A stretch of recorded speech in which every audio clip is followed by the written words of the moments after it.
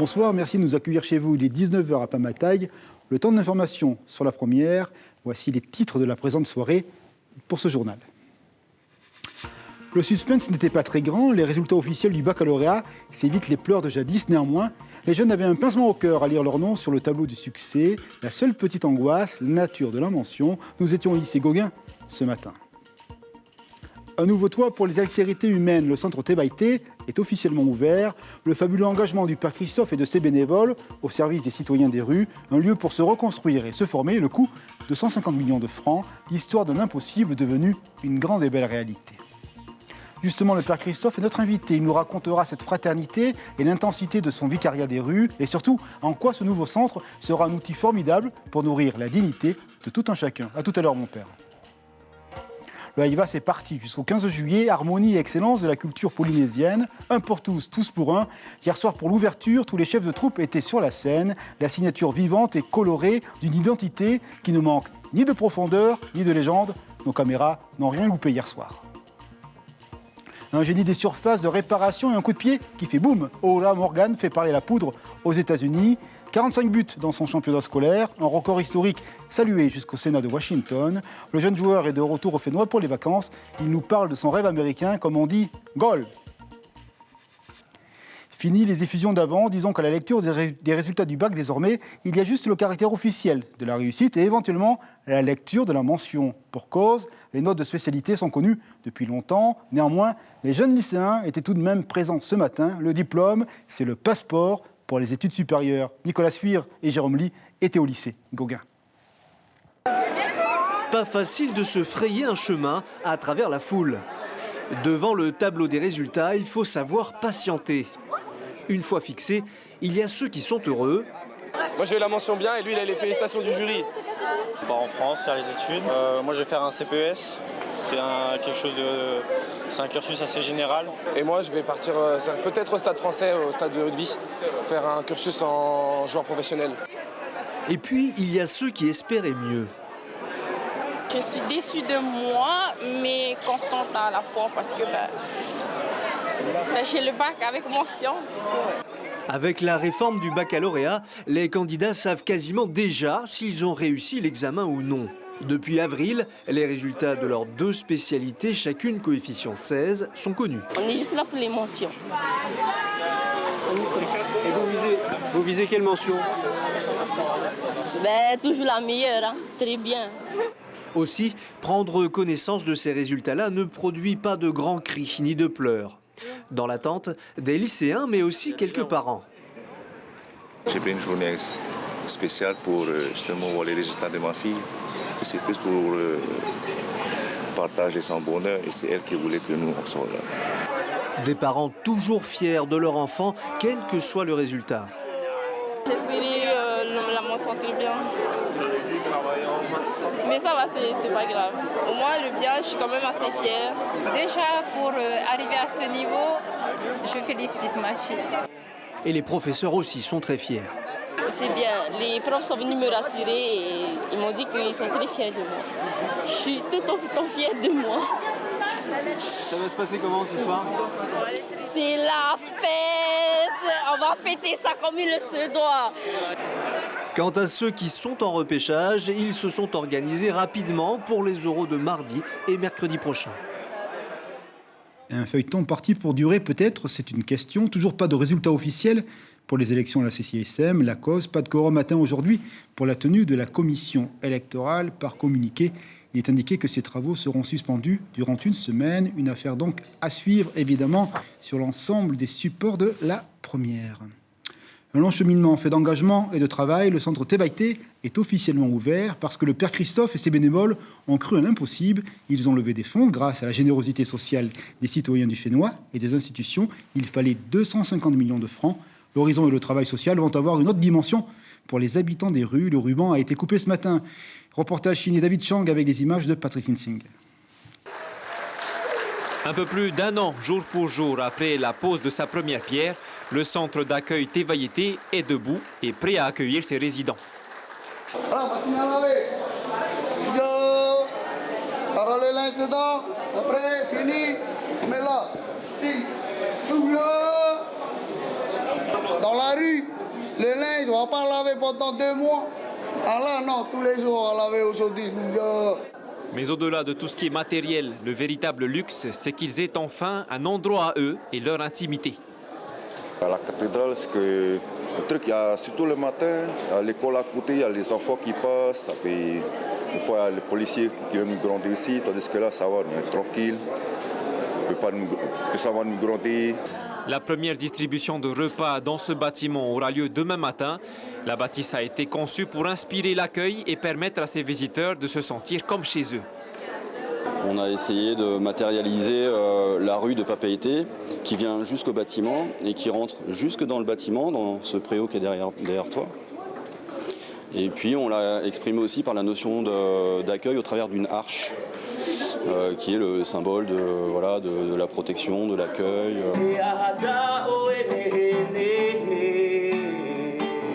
Même les artistes se sont donné la main. Ce projet est la preuve que l'union fait la force. En plus d'être issu en totalité de dons de particuliers, il a nécessité la participation des bénévoles, les plus fervents. Je suis souvent à pied et on se croise très souvent dans la rue. Ils viennent me demander des conseils et voilà, on essaye de les épauler. Donc oui, le contact est extrêmement important. Et puis qu'ils sentent qu'il y a un peu de chaleur, on leur donne de l'amour tout simplement. De l'amour et un soutien moral déterminant dans le quotidien de ces personnes sans foyer. On ne peut pas croire en Dieu si on ne croit pas en l'homme. Elle sait, cette personne, que c'est parce qu'on croit en elle, que si je lui tombe dessus, si je la ramasse parce qu'elle a fait quelque chose de travers, c'est parce que je crois qu'elle peut ne pas le faire. Et c'est ça, quand on parle de dignité, toi. C'est l'évêché qui a avancé le coût des travaux. Le centre doit donc encore récolter plus de 100 millions de francs avant de le rembourser. Père Christophe, bonsoir, merci d'être avec nous. Bonsoir. Une phrase à vous écouter de Jean-Paul II, le plus court chemin vers Dieu, c'est l'homme. C'est ce que veut dire ce centre Tevaïté également. Oui, c'est comme je le disais tout à l'heure, on ne peut pas croire en Dieu si on ne croit pas en l'homme. C'est Saint Jean qui dit, voilà, celui qui prétend aimer Dieu et qui n'aime pas son prochain est un menteur. Dieu s'est fait homme, et donc c'est vraiment là-dessus qu'est fondée notre tâche, notre mission, la mission de l'Église, de croire en l'homme, qui est la présence de Dieu en face de nous. Et cette fragilité de l'homme, c'est la présence de Dieu. Et est-ce que ce centre va changer les choses pour votre action, justement, pour cette reconquête, je ne sais pas si c'est le bon terme, de la dignité de l'ensemble de ces citoyens qui viennent à vous? Je crois que oui, parce que d'abord, le fait qu'on le voit dans ces jeunes qui parlaient un petit peu en joie, mais le fait d'abord de leur dire, voilà, ce bâtiment, il est pour vous, on l'a construit pour vous, leur dit que vous êtes important pour nous. Vous êtes important et on croit en vous, on croit en votre capacité à sortir. Parce que si c'était juste pour les accueillir, leur donner à manger et se laver, ça sert à rien. C'est pas juste leur donner quelque chose, c'est véritablement leur manifester cette dignité. La dignité, c'est pas juste de pouvoir manger, de pouvoir se laver, c'est le regard qu'on pose sur eux. Et le regard qu'on pose sur eux va leur donner, et leur donne, on le voit au quotidien, parce que on a déjà commencé avant l'accueil, que ce regard change leur propre regard sur eux-mêmes. Et vous pensez que le bâtiment également va changer le regard des autres citoyens sur les centres de domicile fixe de la ville? Oh ben ça on l'espère. Bon, quand on voit la multitude des hommes et des femmes qui ont participé à ce projet, on se rend compte quand même qu'il y en a déjà beaucoup qui ont changé leur regard. Je veux dire, quand je me reporte à il y a 30 ans en arrière et les propos qu'on a aujourd'hui, les gens ont conscience que c'est important d'accompagner ces hommes et ces femmes qui sont nos frères et sœurs.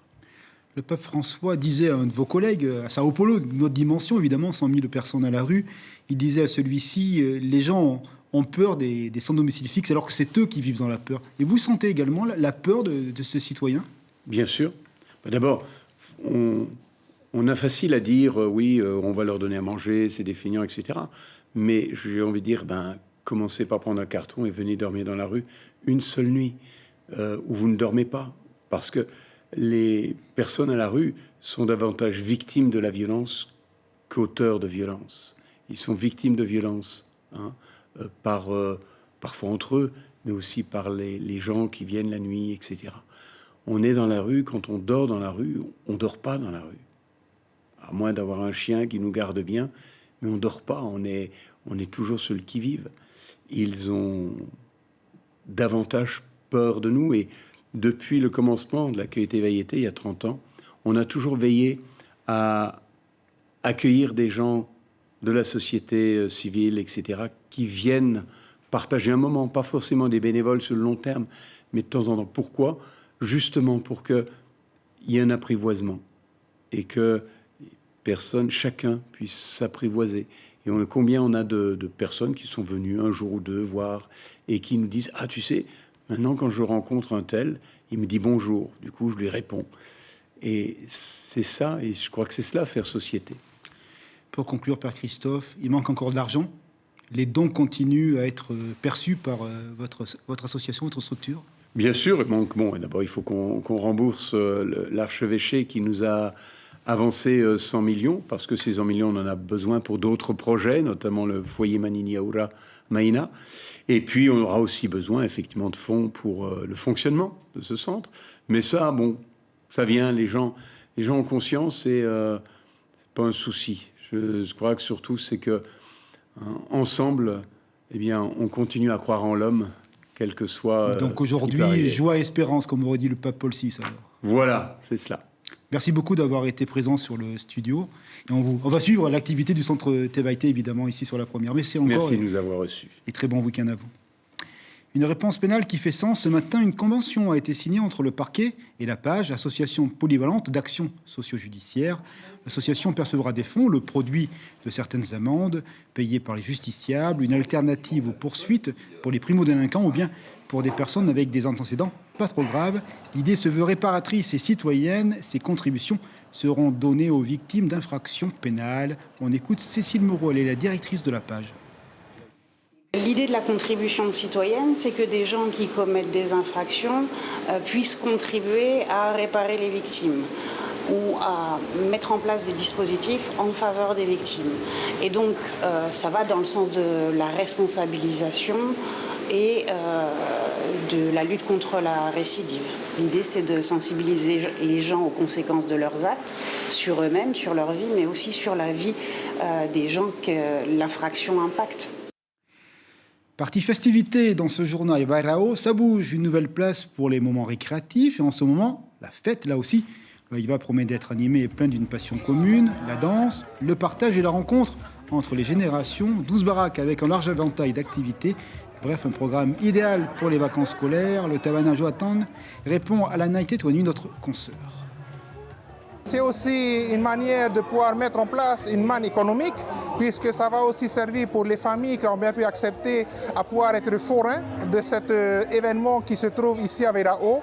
Et c'est également une opportunité pour les familles, pour les enfants, d'avoir des festivités, des baraques foraines très proches d'eux, pour éviter justement l'éloignement sur Papeete. Dans les îles également, une manière de renouer avec le plaisir de la vie collective. À Uturoa, cette fois-ci, le Haïva est de retour. 3 années d'absence, sans baraque ni musique donc. Son lancement officiel, c'était hier. La population était en attente, évidemment. Il est moins imposant que naguère. 9 stands sont ouverts désormais. Un début de festivité de façon traditionnelle, vous le voyez. Prières, chants et musique. L'invitation au partage et aux échanges amicaux est donc lancée. À noter que les 3 communes de Rayatea proposent cette année, un Haïva sur leur territoire. Les citoyens ne vont pas manquer donc de sortie en ce mois de juillet qui débute demain. Et cette fois-ci, retour à Tahiti, le Haïva en grand, en majuscule. Hier soir, à Toata, les festivités ont débuté par la cérémonie d'ouverture et le traditionnel Arairi. Un moment incontournable, il s'agit de rassembler tous les chefs de troupes sur scène. Le but, c'est leur engagement dans ce concours, sous l'œil toujours avisé du jury et du public. Un pour tous, tous pour un, reportage Kaline Yenare, Jérôme Lee. Toata, terre d'accueil du Heiva, espace intemporel où la culture polynésienne se partage. Mais le Heiva, c'est aussi un concours. Alors avant de débuter les festivités, le jury se présente. 9 membres le composent cette année, dont 4 nouveaux. Nous avons Oscar Telopa, qui est jury en danse. Nous avons Jeff Taneri, jury en percussion. Nous avons Mamali Rurua, qui nous vient du groupe Tenuhan Urutui, qui va accomplir la tâche du Tarva Tahiti. Et enfin, nous avons Mireho Anastase qui s'occupera de la partie des thèmes. La cérémonie se poursuit avec le Rahiri, un moment solennel pour les 22 chefs de troupe, car ils vont prendre l'engagement mutuel de se respecter, tous vêtus de blanc avec une feuille de bananier, symbole de paix tirée de l'histoire polynésienne. Cette première rencontre que Pouria a eue avec Wallis à la pointe de Hauroa, aujourd'hui appelée Pointe Vénus, et qui était la signature d'un accueil en paix. Bien sûr, les deux ne pouvaient pas échanger dans un langage qui n'était pas partagé. Mais cette feuille a symbolisé cet accueil tout à fait particulier, cette approche qui est de dire « tu es le bienvenu chez moi ». Tu es le bienvenu chez moi, et non pas l'inverse. Les premiers à concourir dans ce heiva, les groupes de chant, Tamar Itiperui raconte l'amour qui unit deux êtres et que même la mort ne peut séparer.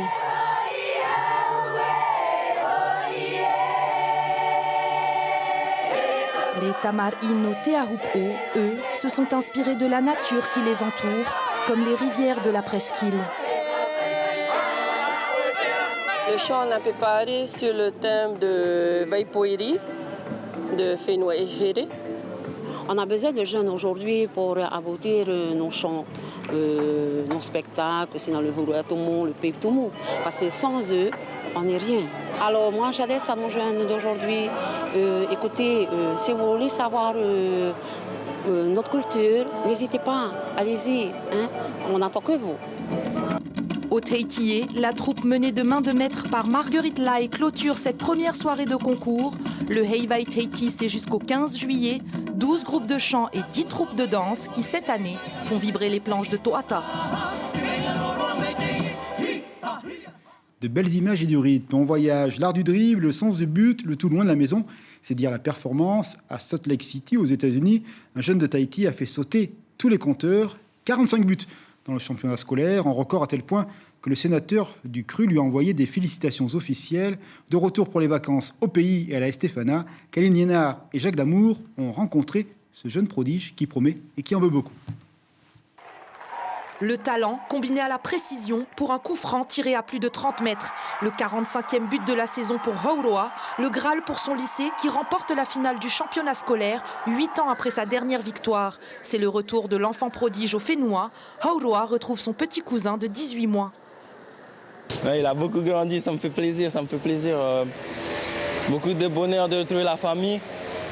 Et voilà, on essaiera de profiter durant ces vacances. Il n'a pas changé, il est toujours le même, mais nous sommes très fiers.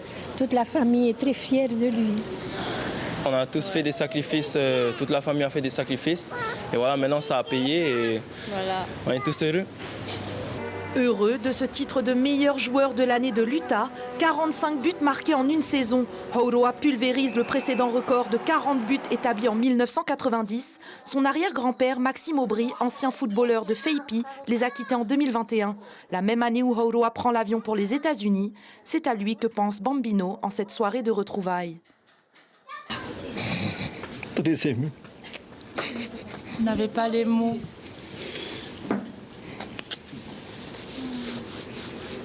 Fier de lui. On est fiers parce qu'il a réussi, aussi bien au niveau scolaire qu'au niveau sportif. Hauroa peut compter sur le soutien inconditionnel de sa famille, mais aussi de ses amis d'enfance, comme Nahei et Grégoire. Ça fait du bien de le voir, là. Hein. Il est enfin au Fénois, hein. Champion, ça. Je savais qu'il allait être un champion, lui. Toujours dit ça dans la chambre, c'est ce qu'on se dit. Qu'on allait être des champions du Euro. C'était sûr que là, il bat ce record, même avec en jouant pas beaucoup de matchs. C'était sûr que là, il bat ce record. Déjà ici à Tahiti, il battait déjà des records. Leur début dans la Estefana, où ils ont dribblé ensemble et où Hauroa décroche ses premières médailles, puis des trophées, le dernier en date, celui de meilleur buteur dans la catégorie U18, juste avant de partir pour les États-Unis. Pas forcément un rêve depuis que j'étais petit d'aller jouer aux États-Unis, plus d'aller jouer à l'étranger, parce que bien sûr, forcément là-bas le niveau est plus élevé. Il y a vraiment beaucoup d'infrastructures qui peuvent t'aider. Il y a, je dirais, tout ce qu'il faut pour un athlète en fait là-bas. Et après la seule chose c'est le mental. Et parce que rien n'est impossible pour qui rêve, ose, travaille et n'abandonne jamais, les exploits de Hauroa lui permettent de concourir cette année face à 50 autres athlètes pour tenter de décrocher le titre de meilleur joueur de football des États-Unis. Bravo champion et bravo pour l'humilité. C'est quasiment la fin de ce journal. Voici l'information principale de la journée. Elle concerne le bac. 91,40%, c'est le taux de réussite au lycée Gauguin pour cette année. Ce matin, les résultats officiels ont été affichés. Un peu d'émotion pour les candidats à la lecture, des mentions éventuelles, sans plus, car il y a bien lurette que l'immense majorité des élèves connaît sa réussite à cet examen. Voilà donc pour les sourires des jeunes gens ici à Papeete. On va s'intéresser au programme de la soirée. Sur la première, programme éclectique, vous le voyez, le Heiva, la danse, comme tous les soirs. Et juste après, les petits meurtres d'Agatha Christie, évidemment, enquête policière. Et après, Star 80 avec tous les idoles qui vous ont fait danser, images, etc., etc. Si vous aimez cette décennie-là, soyez présents au rendez-vous. Merci d'avoir été fidèles à l'actualité sur la première. Rendez-vous demain soir, 19h, pour votre journal en français. Bon week-end à vous. À demain soir. Merci beaucoup.